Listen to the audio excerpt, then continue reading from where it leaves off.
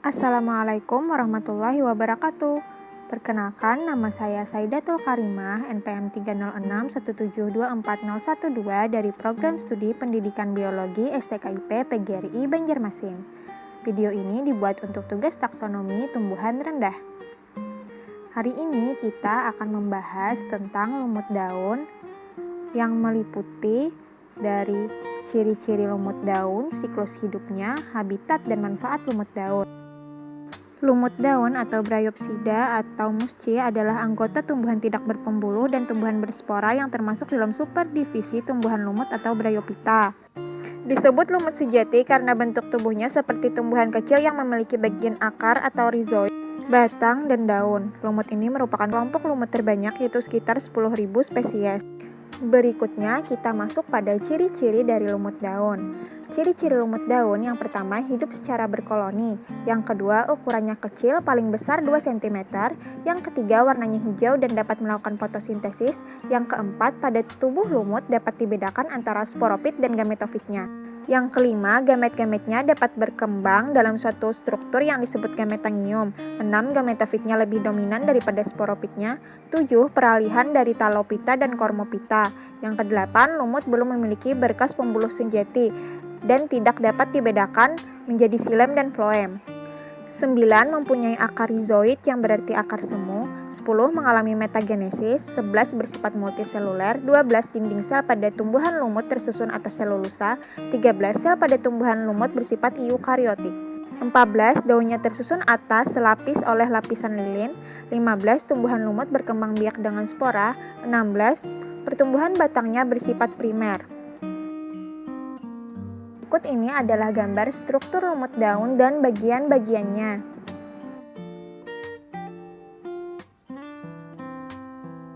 Selanjutnya, kita masuk pada siklus hidup dan reproduksi lumut daun. Siklus hidup lumut daun terdapat generasi yang bersifat haploid dan diploid.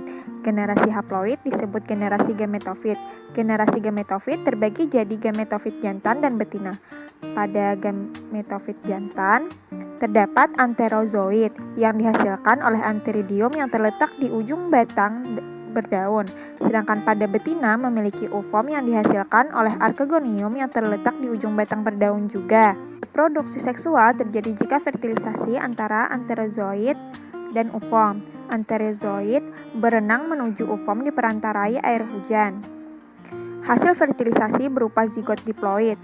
Zigot akan tumbuh menjadi embrio, kemudian berkembang jadi struktur sporopit multiseluler. Saat itu sporopit terletak di venter archegonium. Bagian bawah sporopit membentuk kaki menembus jaringan gametofit. Sedangkan bagian atas sporopit terus memanjang dari jaringan gametofit membentuk seta. Sisa bagian gametofit yang ikut ke atas membentuk tudung yang disebut kaliptra. Kaliptra menyelubungi sporangium. Di bagian ujung sporangium ada yang namanya operkulum. Operkulum ini nanti akan lepas.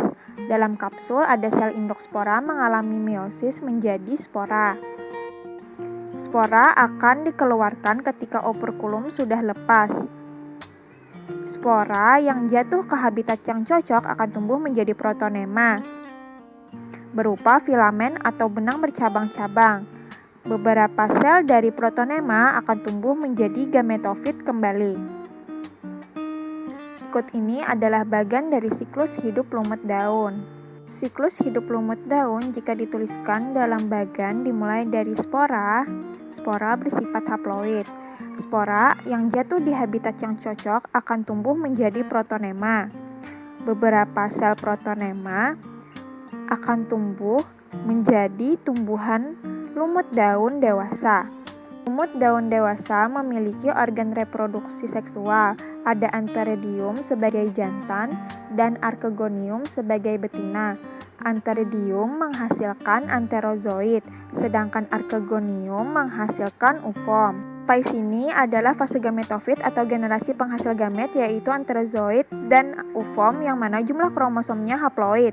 Selanjutnya, anterozoid dan oovom akan mengalami fertilisasi yang mana menghasilkan zigot. Zigot berkembang jadi embrio. Embrio berkembang jadi struktur sporopit. Dalam struktur sporopit terdapat sel induk spora. Sel induk spora akan mengalami pembelahan meiosis menjadi spora. Meiosis merupakan reduksi jumlah kromosom sel induk spora yang bersifat diploid menjadi spora bersifat haploid. Dari zigot hingga sel induk spora termasuk generasi sporopit, yaitu generasi pembentuk spora yang mana jumlah kromosomnya diploid. Berikutnya adalah reproduksi dari lumut daun, ada secara aseksual dan secara seksual. Secara aseksual, beberapa lumut daun mempunyai batang merayap membentuk cabang. Bila bagian tua mati, maka cabang tadi akan menjadi individu baru. Yang kedua, dengan tunas yang tumbuh menjadi cabang. Bila cabang tersebut terpisah, maka dapat membentuk individu baru.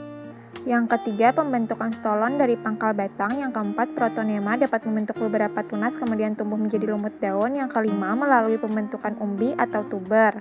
6. Pada lumut daun juga dapat dibentuk kuncup atau gema. Yang ketujuh, lumut yang merayap pada waktu kekeringan, bagian ujungnya masih dapat bertahan. Bila lingkungan tidak lagi kering, maka dapat tumbuh kembali dengan jumlah yang lebih banyak. Yang kedelapan, dengan apospori.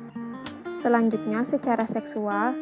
Tapi, sebelumnya kita harus tahu dulu bahwa ada lumut daun yang berumah satu dan ada yang berumah dua. Reproduksi secara seksual yaitu dengan pembuahan di mana menyatunya sel telur dan spermatozoid akan terbentuk zigot, selanjutnya berkembang menjadi embrio, kemudian berkembang lagi menjadi sporopit. Sekarang kita masuk pada habitat lumut daun. Lumut daun dapat tumbuh di atas tanah-tanah yang gundul yang periodik mengalami masa keringan, bahkan di atas pasir yang bergerak pun tumbuhan ini dapat hidup.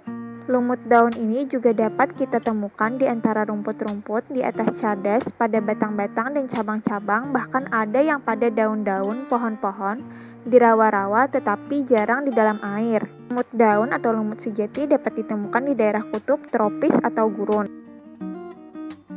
Berikut ini ada beberapa contoh spesies dari lumut daun.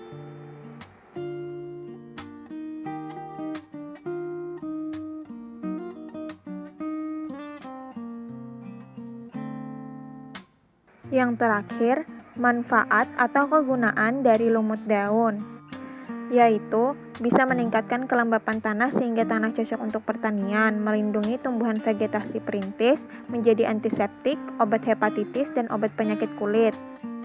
Bisa menjadi pengganti kapas, bantalan lumut di hutan dapat berfungsi untuk menyerap air dan salju, dan yang terakhir menjadi sumber bahan bakar.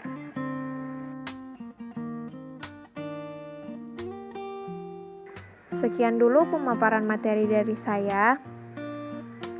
Mohon maaf apabila ada salah kata maupun dari segi isi materi. Terima kasih pada yang sudah menonton.